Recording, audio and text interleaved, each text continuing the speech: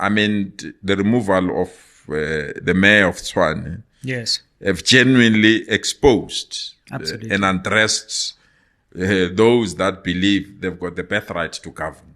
That where we govern, don't touch us. If you touch us, you will see who we are. Forgetting that they themselves, where they govern, they don't want the ANC closer. So GNU has its own limitation, challenges. I've seen people celebrating 100 years. It's an achievement. No one gave us a chance that two competing political parties and many other political parties can establish government and government functions. So it's work in progress where I stand, but it's something that we must not forget, that in the ultimate end, it's not the vehicle that can take us where we want to go. The vehicle that can take us where we want to go is the African National Congress that have recovered from its weaknesses, is the African National Congress that can run this government alone. Now, in this period of coalition formation, and different things have happened in different metros and municipalities, provinces, and of course nationally, I've been a bit surprised because there's been an attempt to portray you as some kind of, quote, and I quote, wedge driver, as a threat to the GNU. Of course, we had Helen Ziller recently talking about how you are trying to be the tail that wags the dog. Adrian Basson had this to say. I actually have to read it because I nearly fell off my chair. He said, Ramaphosa needs to take charge and show Lesufi who's the boss. And then effectively said that the Gauteng province must be placed under some kind of administrative leadership. Basically begging Ramaphosa to, I don't know, remove you from Gauteng. How you respond to this narrative that has started to grow around you from some quarters that you are trying to divide the coalition government? Well, it's during the apartheid, we call it Stratcom. The apartheid regime established a machinery to badmouth or instill fear in white South Africans. So here it's the same script, but different actors. During that period, the apartheid regime said or punted a message of swart gevaar. That black people, if they take over, they will kill your children. Black people, when they take over, they will do all these bad things, drive you to the sea and all other things. Such an extent that on the eve of freedom, some people went into mountains, bought their food to stay there, and stocked food. Immediately after freedom or 1994 breakthrough, they then have this thing called Rooi Gevaar. Everything is communist. Communist wants to take over the ANC, and when communists take over the ANC, your property is our property, your food is my food. So they punted that message. And when that message could not succeed, they identified certain leaders of the ANC. They call them hawks or radicals. Chris Hani, Joe Slovo, the leader that groomed me, Harry Kwala, Winnie Mandela. And said, no, these ones are good, but these ones, they're bad. Yeah. And that's how Chris Hani was assassinated.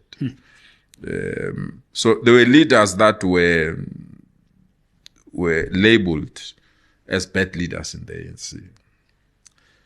So the regime is doing the same with me. They know my view about the Bella Bill. They know my view about NHI. They know my view about race. I hate racism with passion, Sizo. I hate it. But I'm addicted to non-racialism. You can't claim, because racists are mindless, useless, poor thinkers, selfish and greedy. They feel everything belongs to them and them alone. Any other person must join on their terms. So you must be this black person that listens to them, dance to their tune. And I'm not that person. I'm not going to do that. I'll never dance to a tune of a white person who's racist in particular. I'll never dance to a tune of somebody who feels that they are superior. I'll never dance to a tune on somebody that feels that they've got the birthright to control our lives and other things. They might have oppressed our grandparents and succeeded. They might have oppressed our parents and succeeded. We tested them and defeated them. And they can't reverse that defeat by wanting to oppress our children and our children's children. It will never happen. And we'll be the last bloc to defend that. Whether they label us the way they want to label us is up to them. But racism is something that cannot be embraced, cannot be negotiated with, and cannot be tolerated. It must be crushed, and crushed mercilessly. We must not tolerate somebody who wants to hide behind the broomstick and say, no, this is my cultural right. I mean, how many cultures do you have? People from Venda, they have their culture. Who disrupted their culture? If they want to practice their culture during their national days, they do that freely in a free South Africa. Why a certain race believe that they must be alone and they must be them alone, do things alone, take their children to a school alone? Any other culture must not come. If you want to come closer to them, you must make an application in your own country, creating no-go areas in our country. It can be. And if I have to pay the price of insults because I'm standing firm on those views, if I have to pay the price of being recalled by a president because I'm standing firm on that, if I have to be insulted by Gokzile because I'm standing, let it be. What I know, it's quite clear that some of the media houses are hired guns, that some of the media houses lack the creativity and the analysis and the independence that they're supposed to uphold. And I was not surprised. You must check News 24 or Naspers, the first quarter of the declaration of political funding, who they funded first. They funded the Democratic Alliance. So whatever the Democratic Alliance, we know News 24 will be the publication that must amplify their message. You will check when News 24 was attacking former Deputy President Mashatile. Which political party did it go to the Union Building to demand the resignation of? It's the DA. So I'm not worried about hired journalists to attack me or analysts. I mean, you check the last Sunday newspaper, 3 columns in the Sunday Times, one message, this Panyaza Lesufi. And there's no decision that I've taken alone. The decision to establish a government of provincial unity, it was the national office bearers of the ANC who took over the negotiations. They deadlocked with Helen Zille. I was in that meeting. He knows that they deadlocked with our national leadership. And the national leadership gave us the go-ahead to establish government after we've postponed the announcement twice. So why will they openly lie and say that we're establishing the government of provincial unity in Gauteng to spite at national leadership or to demonstrate that we are rogues? We are not. And it was the same for Tshwane. It was the same for Tshwane as well. You got the national go-ahead for that. Yes. So they are barking at the wrong tree, crying at the wrong funeral, trying to establish whether they can link me to things that they've done worse. I can tell you, shocking things, where they're trying to recruit people to say things about me because they feel that there's nothing tangible that they can get to paint. You know, a leader that is not accused of being corrupt in South Africa is not a leader. So they must find a way of dealing with these particular issues. And purely because of the standpoint that they've taken. And Sizwe, we remain strong. The DA is not a branch of the ANC. Helen Zille is not a member of the ANC. And the African National Congress must be given space and time to resolve its internal issues. It can't be pressurized by outsiders. where even a senior editor of a publication have the nerve to instruct our president to say, remove this one. It's not a good black one, this one. Others leave them. They're good black. They're cooperating. Only this one. The apartheid regime undermined my father. The apartheid regime took over my brother. The apartheid regime refused me to choose a career that I loved. The apartheid regime denied my family an opportunity to be a better family because they took somebody who was about to be a breadwinner out of that family. We've gone through pain. But what did we say? We want to live together with you. We didn't say you have oppressed us. We didn't say you have thrown us in homelands. We didn't say you have denied us good education. It's our turn to oppress you. We said, regardless of the pain that we've taken through, we are prepared to stay with you. Those that we say we are prepared to stay with you are showing us the middle finger. Say, according to their culture, they don't want to stay with us, regardless of the pain that they've had. They've killed our brothers in June 16 in Soweto on the basis of language.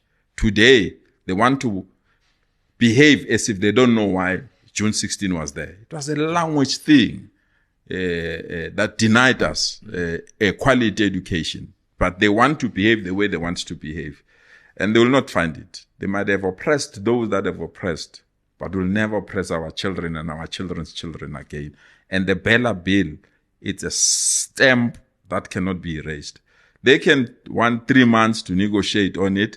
It must be implemented the way it is, and no one must tamper with that particular. It was passed unanimously by Parliament, and it must be respected if they want to respect the law. They can't say we must respect private property clause of our constitution, but they don't want to respect the right of Parliament to pass a law and that law to be implemented. And they are now mobilizing literally everyone to denounce us, thinking that by demonizing us, the Bella Bill will not be executed. We are watching them, and they must know we are children of Oliver Tambo, children of Winnie Mandela, and children of Harry Gwala. We are not easily intimidated, and there's no enemy that thinks that they can do as they wish. We fought for this country, we'll defend this country, and no one will force apartheid or racist legislation through our throats. They can use culture as a smokescreen. Reality is that they are racist, they are greedy, and they are not even prepared to live with fellow South Africans, but they want the tax of fellow South Africans to only be concentrated to their children. It will never happen. Those schools belongs to all of us. Those schools belongs to all our children, and our children have the right to enter those schools and go and play football or play whatever they want to play in those particular schools. There is no school that is an enclave in this country. And we must not tolerate people that think that they can intimidate us by bad press. They can intimidate us by hiring analysts to write bad about us. They can intimidate us by singling us out and labeling us as rogues. We can be rogues, but non-racialism will be firm and will defend it. Fam, you asked for some SMWX merch, and we have delivered. I know you're always looking for ways to help support and grow this channel, so why don't you buy yourself an SMWX hoodie? Super comfy, super warm, and you can represent SMWX. You can check the link down below for how to buy your SMWX hoodie and help build and grow this channel so we can bring you more interviews, more analysis, and more educational insights. Now let's get back to it.